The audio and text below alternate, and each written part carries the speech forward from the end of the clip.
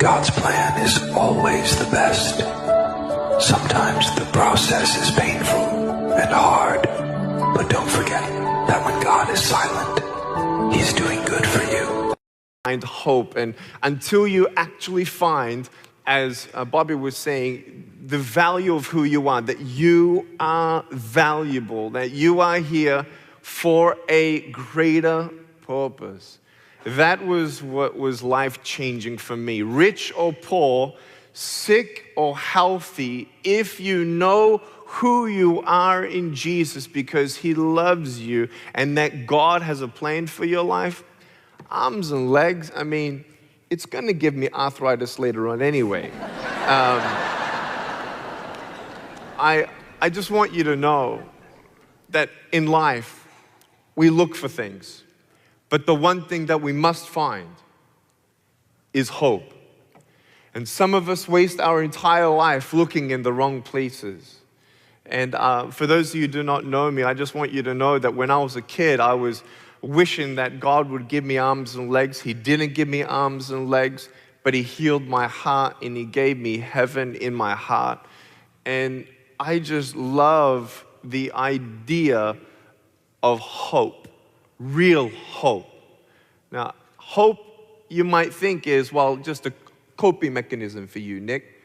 But heaven is real, just as miracles are real. Well, if miracles are real, then where are your arms and legs? Well, my answer is I have a pair of shoes in my closet in case he says yes.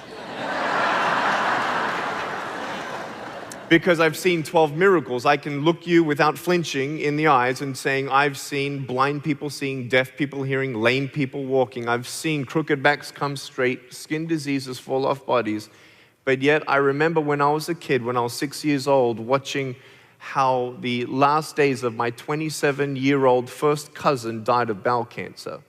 Even though I pleaded for God to keep him alive, God took him where? Home. There is a place called heaven, whether you see it or not. That doesn't change the existence of God's ultimate plan for our life. What is that plan? In Jeremiah, he says that there is a plan. God has a plan.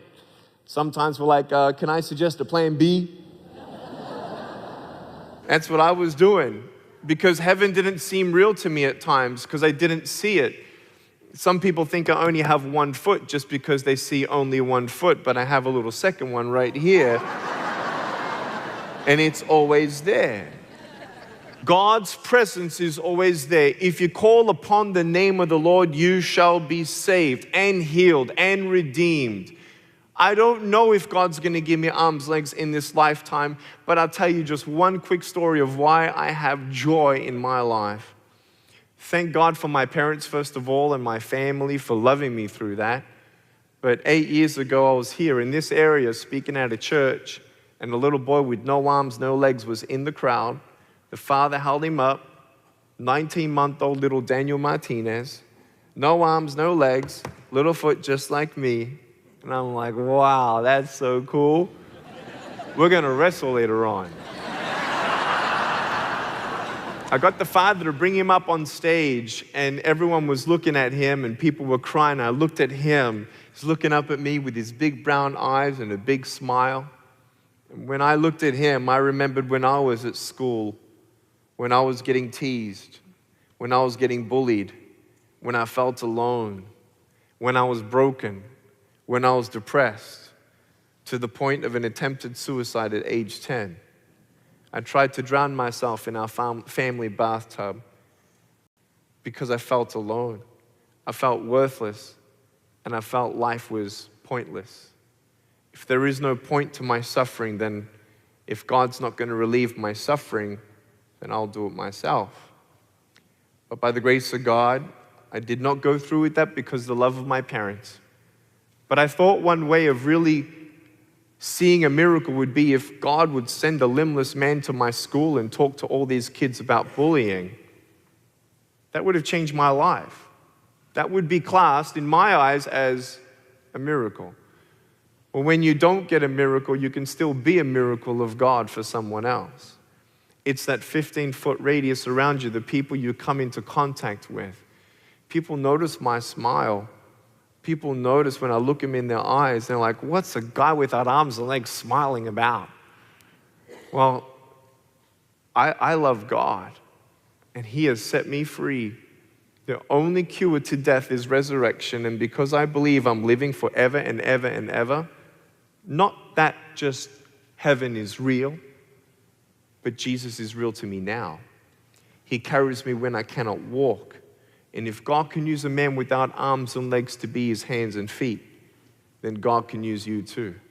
If God used my broken pieces, then God can use your broken pieces. If God caused a lame woman to walk in India in front of me, He can cause you to walk if you cannot walk. But let me tell you about the love of God for a second. This old woman in India, she looked about 144 years old. I mean, she couldn't close her mouth because she was that weak. She looked at me. She was trembling like this. And through a translator, we spoke to her. Where were we in India? In the red light district of brothel houses, 150 brothel houses where 10-year-olds are kidnapped and sold by their parents sometimes for $700. Forced into sex slavery. That's where we were going to preach the gospel. And we went into a home, and this old woman was sitting down on the floor.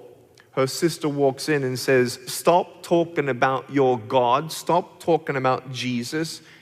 Show me that He's real. Make this woman walk.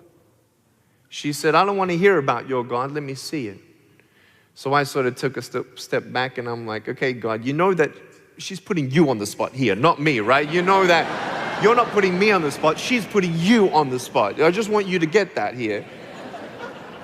So we prayed about it, prayed for her, prayed just right there and then with even a camera rolling.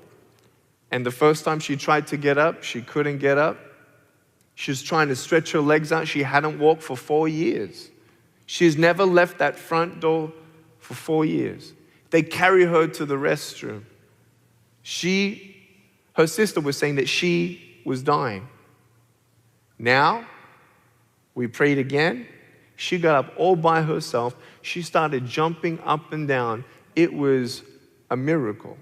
But here's the miracle, who that woman was. That woman wasn't just any woman. That woman was the one who started that whole red light district 45 years ago of organizing sex slavery, getting the pimps and the madams and the kidnappers and ruining and destroying thousands and thousands of girls' lives. And God healed her. God pursued her. God pursues you every day, every breath. For as long as you are breathing, the door of mercy and grace is open to you. Adam and Eve, who had no belly button, by the way, were with God in the Garden of Eden. God wanted us as a family. For as long as Adam and Eve did not sin, that one sin, they would be with God forever. The fruit of the knowledge of good and evil. As soon as they sinned, God couldn't be in their presence because He is God. He is holy. God is the Alpha and Omega, the beginning and the end. He created the universe. He created everything we see and we don't see. Who am I to say, hey, God, you owe me an explanation for this? He's God. Who am I? Who am I that I could demand, hey, God, please tell me what you're going to do with me and then I'll trust you?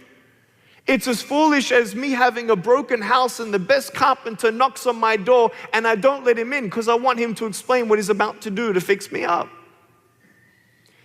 Jesus is the healer. He loves you. Don't deny Him into your heart just because you don't believe that you're not good enough for His love. That's the amazing thing about God's unconditional love. He pursues you. And when you hear His voice, don't harden your heart. Let Him in. I hardened my heart. I didn't think He could do miracles with my broken pieces. But man, when I was a kid, I never thought I'd get married. I have a beautiful wife. Her name is Kanae. We have a little baby boy, nearly 18 months old. His name is Kiyoshi. He's already my height.